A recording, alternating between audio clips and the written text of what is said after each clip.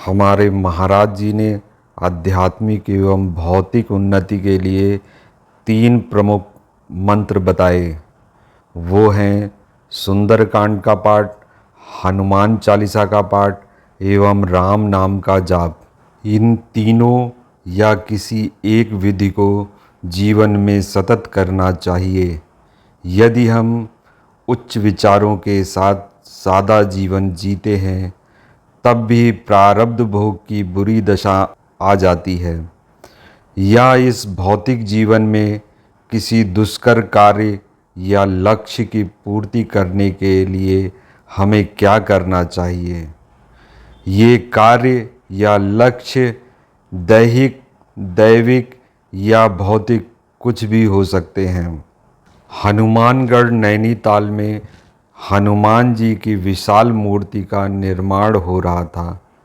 हनुमान जी के गर्दन से नीचे तक के सभी अंगों का निर्माण हो चुका था, लेकिन उनके मुखमंडल का निर्माण किसी भी प्रकार संभव नहीं हो रहा था।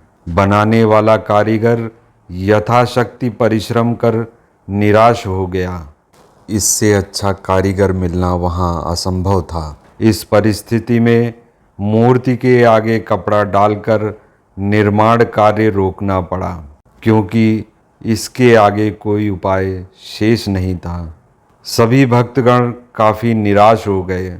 उस समय महाराज जी का प्रवास नैनीताल से बाहर था। एक रात श्री शिवदत्त जोशी जी की कन्या को महाराज जी ने स्वप्न में दर्शन दिए और वह बोले, दैहिक दैविक भौतिक तापा राम राज काहू नहीं व्यापा।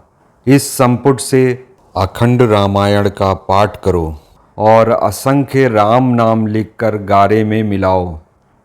उसी से मुखमंडल का निर्माण हो सकेगा। महाराज जी के आदेशानुसार उसी प्रकार कार्य किया गया। उसी कारीगर को फिर बुलाया गया। दुष्कर लगने वाला वह कार्य सरलता से पूर्ण हो गया।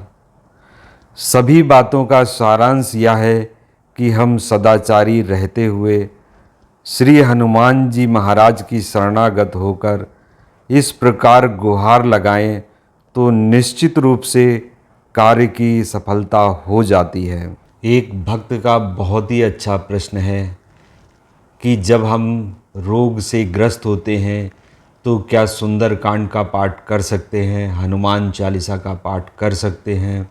इस प्रश्न के उत्तर को भी हम महाराज जी द्वारा बताए गए मार्गदर्शन से प्राप्त करेंगे। श्री रमेश चंद्र पांडे जी की पत्नी का स्वास्थ्य विशेष रूप से खराब चल रहा था। उनकी गर्भावस्था को लेकर डॉक्टरों ने असंतोषजनक स्थिति बता रखी थी।